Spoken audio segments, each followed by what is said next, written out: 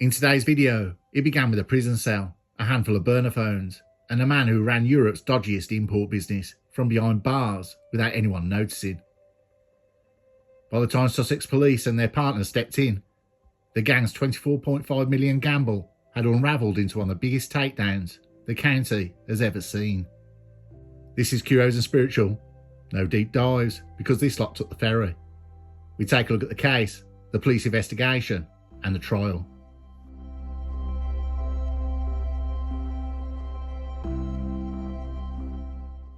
If crime is supposed to be glamorous, someone forgot to tell this lot. While Hollywood insists drug lords lounge around pools in silk shirts, sipping cocktails garnished with endangered orchids, the reality is usually cardboard boxes, motorway service stations, an unhealthy knowledge of ferry timetables, battered vans, and men who think deleting a chat will outsmart digital forensics. The story of Arturus Usas and his associates is no different.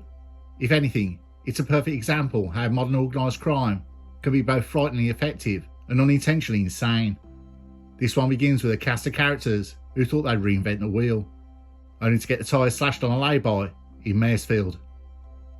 At the centre was Arturus Usas, already behind bars for trying to smuggle nearly 70 migrants across the channel. Most prisoners spend their time writing letters, making endless cups of tea, or trading snout. Usas, he was orchestrating an international drugs conspiracy. It's a testament to modern prison life. Contraband phones have made it possible for inmates to keep their careers, though in Usas' case, his career progression moved from people smuggling to nearly a ton of cocaine and ketamine. Clearly he believed in transferable skills. Usas wasn't just dabbling, he was the organiser, the man who knew where the boxes needed to be, who should pick them up, and how to move them through borders without drawing suspicion. Think of him as the CEO of a startup that specialises in logistics, only instead of promising next day delivery, he promised Class A narcotics to organised crime groups across Britain. The fact he managed all of this while locked up in HMP High Point is both remarkable and absurd. His empire was run on smuggled mobile phones, his conference calls taking place from a prison cell, where his only view of the outside world was a grey English sky.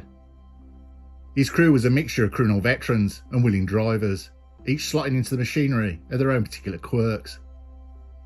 Andrew Goods, a 39-year-old Londoner who treated crime with this sort of solemn diligence one might expect from a middle manager. His phone later revealed him as an active participant in a WhatsApp group, Unload One, the digital equivalent of a to-do list for drug smuggling. Ihor Korobet, at 42 years old, he was the sort of man who gave the operation of an era calm order. The kind of conspirator who probably insists on everyone being on time, though on time in their world meant turning up at secluded lay-bys to shuffle boxes of coke.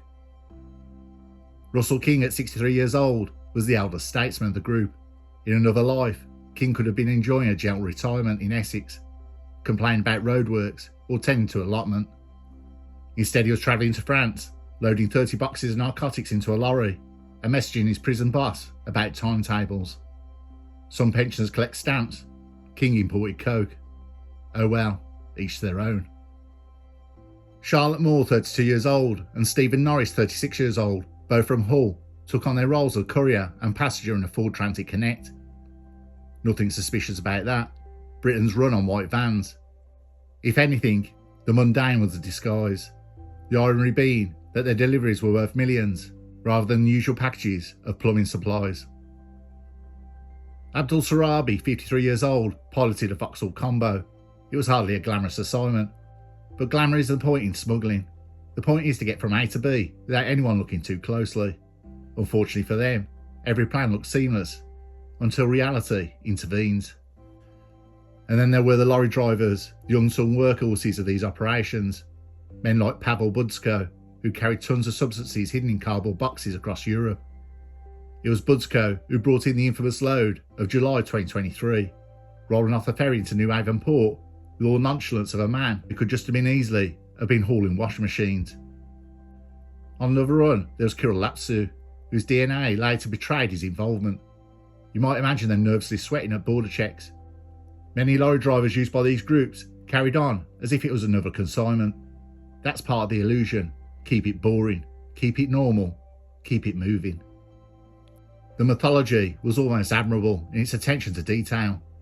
Drugs were loaded in France into 30 neatly packed boxes, stacked inside a lorry, and from there, the boxes were offloaded into vans at pre-arranged spots in the English countryside. The conversations about all this took place in WhatsApp groups, with names like Unload 1 and Loading. You could almost hear the banter. Have you unloaded yet? Nearly. Right, put it in the van.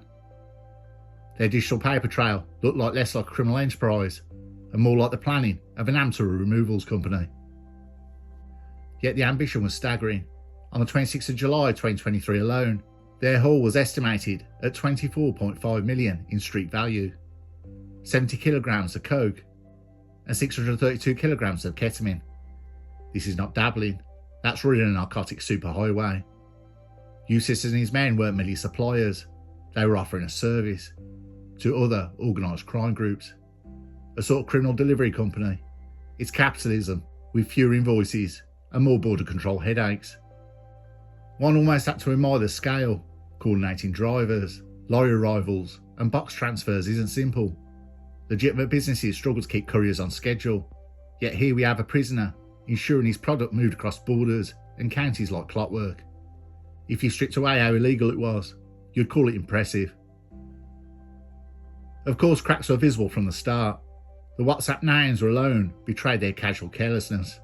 Unload 1 is not exactly subtle. It's the kind of thing that would make even the most lenient IT security officer roll their eyes. Imagine trying to cover up a burglary while texting your mates in a chat titled Robbery Squad. The arrogance was almost comedic, not in a slapstick way, but in a sort of dry irony that comes when criminals believe they're invincible, while practically waving at surveillance cameras. Still, for months the operation ran. Drugs flowed across Europe, through New Haven, into vans and onwards across the UK. Messages bounced back and forth, when to load, where to meet, who to trust. Eustace kept his hand on the tiller from inside prison. His silent presence looming in the chats. His associates played their parts, none of them questioning that they were part of something larger than themselves. In their minds, they weren't merely criminals, they were professionals. And that's perhaps the most cutting irony of all. Every conspiracy of this scale convinces itself that it's a well-oiled machine. The men involved see themselves as businessmen, not gangsters. They talk of logistics, reliability and discretion, as if shifting hundreds of kilos of ketamine is no different from moving pallets of bottled water.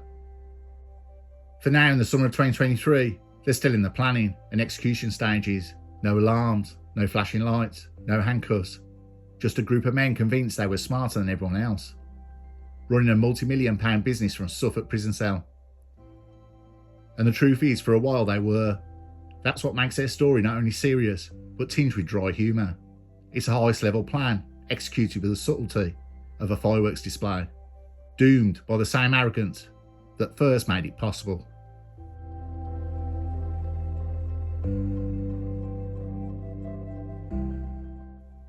Drug busts of this scale don't happen by chance. You don't just stumble over 632 kilograms of ketamine like a hiker tripping on wild mushrooms. It began, like most of these things do, with a whisper. Intelligence hinted at something big coming through New Haven. For Sussex Police Serious Organised Crime Unit, SOCU, this was the golden ticket. SOCU lives for whispers like these because they promise something larger than petty dealers, something with international reach. The beginning of the end came with intelligence, the sort of word that makes criminals nervous because it means someone, somewhere, has been paying attention. Acting on that intelligence, police intercepted 2 vans on the 26th of July 2023. The vans contained around 70 kilograms of cocaine and 632 kilograms of ketamine, stashed inside 30 cardboard boxes. Now, there are many ways to describe that seizure: massive, record-breaking, career-ending, but perhaps the most honest description is that it was blindingly obvious. 30 boxes being switched over in the back of a van in a lay-by from a lorry moving out of a ferry port under the watchful eye of border security is not so much a masterstroke of smuggling as it is a challenge to law enforcement. The vans themselves were driven by Charlotte Moore and Abdul Sarabi, with Stephen Norris riding shotgun. Their trip was supposed to be the smooth final leg of a sophisticated importation route. At Maresfield on the A26, Police officers stopped them, pulled open the back doors, and discovered that the delivery was less Amazon Prime and more Class A and B Special Edition. The street value of the load was estimated at $24.5 million, not exactly something you can shrug off as personal use. Meanwhile, the lorry driver who delivered the boxes into the UK, Pavel Budsko, managed a brief Houdini act while slipping away before the police could grab him. It was a fleeting victory, though he may have thought he was blending into the crowd, but re-entering the UK on 28 September 2023 with a history of transporting cardboard boxes full of drugs is rather like a magician returning to the stage after you've already seen the trick. He was picked up, remanded, and added to the growing cast list. Of course, modern investigations don't stop at seizure. Drugs are tangible evidence, yes, but phones are the goldmine. The police didn't just want to know who was driving, they wanted the architects, the coordinators, the ones pulling the strings from inside and outside of the prison walls. Moore's phone seized at the time of her arrest turned out to be a digital confession booth. In it, officers found a WhatsApp group called Unload One. Being subtle, clearly wasn't high on the agenda. The group had been created specifically for the July 2023 importation. It's a thread of messages that was as helpful to the police as an instruction manual. Forensics combed through every text, every contact, and every scrap of metadata. On the 2nd of July 2024, almost a year later, arrests followed. Andrew Goods and Ihor Korobets, both now neatly tied to the Unload One group. Goods was unmasked after Essex police nabbed him in November 2023 for money laundering. He'd been caught with nearly £20,000 in cash, handed to him by none other than Russell King, another player in the game. Alongside the cash, officers seized a phone. That phone in turn proved to be the very same device used in the WhatsApp group, coordinating the run. It was a detective's dream, irrefutable proof served up on a SIM card. Further analysis revealed other numbers lurking in the chat threads. One in particular stood out, a number belonging to none other than Arturus Uhas. He was quiet in the conversations, a silent participant. But anyone familiar with how OCGs operate knew silence didn't mean absence. On the contrary, it suggested authority. When you're the boss, you don't need to bark in every thread. Your presence is enough to keep the rest in line. And so, even from the confines of HMP High Point, Uhas was still running his side of the empire. The evidence was damning, but the police weren't finished. Another WhatsApp group retrieved from King's mobile phone revealed even more. This one, called Loading, made Unload One look like a warm-up. The conversations in this thread revealed how King had personally met with Budsko in France on 25th of July 2023, one day before the Maresfield bust, to help load 30 boxes into a lorry. It was meticulous, the sort of messages you expect criminals to delete, but mercifully for law enforcement, they didn't. King's eventual arrest in August 2024 added another layer. He was picked up after return to the UK in his motorhome, smuggling 100 kilos of ketamine. At this point, one has to admire the audacity. After watching friends and associates crumble under mounting charges, King decided to go for a solo encore. It was not the triumphant return he may have hoped for. Instead, it handed detectives yet more evidence in the form of his phone, which was bursting with chat threads named Load and Load Tonight, and Loading.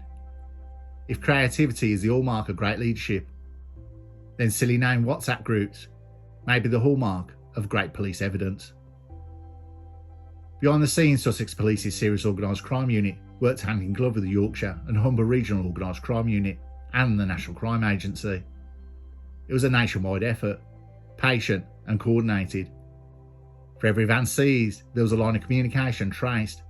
For every cash drop intercepted, there was a link established between lieutenants. The result wasn't just a seizure, it was dismantling of a network. The police investigation turned what could have been another successful smuggling route into a record-breaking drug bust, the largest of its kind in Sussex. But beyond the numbers, it was a showcase of methodical, disciplined policing. Gather the intelligence, wait for the right moment, strike hard, and let the evidence unravel the entire structure.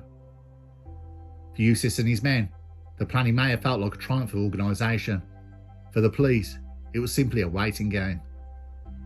And as the court dates drew closer, it became clear that the waiting had paid off. The empire built in cardboard boxes and WhatsApp threads was about to be laid bare in a courtroom. with every ironic detail ready to be aired in public.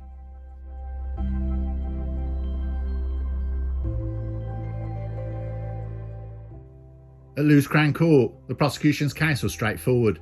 In plain English, it was also impossible to argue with. The defendants were accused of orchestrating, facilitating, and ultimately profiting from the importation of coke and ketamine into the UK, totaling almost a tonne of controlled substances, with a combined street value of 24.5 million. That in itself is a figure that would make any ordinary accountant break out in a cold sweat. The evidence? Oh, it was generous. The police, working in cooperation with the Sussex Serious Organised Crime Squad, the Yorkshire and Humber Regional Organised Crime Unit, and the National Crime Agency, had harvested a veritable garden of evidence, much of it digital. These chats retrieved from seized mobile phones read like a manual for importing millions of pounds of illegal product, but with the unintended comedy of participants believing they were being subtle by calling a kilo-laden lorry the usual delivery. Charlotte Moore and Stephen Norris, driving the Ford Transit Connect on the fateful 26th of July day, became the stars in their own right, though the limelight was the kind best avoided. Their defence, in short, could be summarised as we was just driving vans. A simpler argument might have worked in a sitcom, but here the prosecution's evidence was relentless. DNA on packages, records of previous attempts, and highly suspicious timing of trips combined to make the claim that they were just merely chauffeurs as credible as a chocolate teapot. Meanwhile, lorry drivers Padfel Buzko and Kirill Lapsu faced charges of fraudulent invasion of the prohibition of importation, a phrase that reads like something out of a very serious technical manual, but translates to attempting to sneak in huge quantities of coke into the country. Buzko, a man of no fixed address, had the peculiar distinction of being repeatedly apprehended entering the UK, suggesting a dedication to his craft that was almost admirable. Lapsu likewise had a pattern of involvement that made him look less like an occasional opportunist, and more like someone who mistook international smuggling for a full-time career. The defendant's legal representation attempted the usual defence. I didn't know the content, I was just following orders, and I only did this once. In response, the prosecution presented a careful narrative, demonstrating that this was not a spontaneous moment of poor judgment, but a series of coordinated attempts spanning months. Mobile phone records, DNA evidence, and financial trails were presented in a way that left no ambiguity. And all the while, someone in prison was apparently running the entire operation remotely. The idea that someone behind bars could orchestrate this level of criminal activity earned a dry note in the courtroom from observers. Apparently, crime does not respect walls, bars, or the occasional prison rulebook. On the 8th of July 2025, sentences were delivered for the senior trio. Andrew Goods, 39 years old, was sentenced to 18 years imprisonment for conspiracy to import Class A and B product. Ihor Korobets, 42 years old, received 16 years for the same charges. Russell King, 63 years old, perhaps the most theatrically involved of the lot, was sentenced to 22 years for conspiracy to import Class A product. Norris, 36, and Moore, 32, from Hull, were both charged with being concerned in the supply of 70 kilograms of coke and 632 kilograms of ketamine on the 26th of July, and the fraudulent evasion of the prohibition of the importation of 107 kilograms of coke between the 30th of April and May the 7th. Norris was found guilty and was sentenced to a total of 10 years imprisonment. Moore was found guilty and was sentenced to a total of 13 years imprisonment. Buzko, 50 years old, of no fixed address, was charged with fraudulent invasion of the prohibition of the importation of 70 kilograms of coke and 632 kilograms of ketamine on the 26th of July. He was found guilty by jury and sentenced to a total of 9 years imprisonment. Lapsu, 42 years old, of no fixed address, was charged with fraudulent invasion of the prohibition of the importation of 107 kilograms of coke. He was found guilty by jury and sentenced to 9 years imprisonment. Sarabi, 53 years old, of Sheffield, was charged with possession with intent to supply ketamine. He pleaded not guilty and was acquitted. Each sentence reflected not only the scale of their operations, but also the methodical, almost bureaucratic way in which they carried out their crimes. Meanwhile, Arturus Uhas, the orchestrator from within prison walls, pleaded guilty but was yet to be sentenced. It was a final irony. The man who managed to control an empire of illegal logistics from behind bars was now waiting, with perhaps the only suspense left in his tale, resting on the judge's next decision.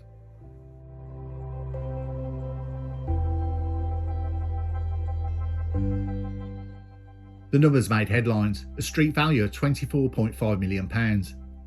Cynics point out that street value is elastic as chewing gum.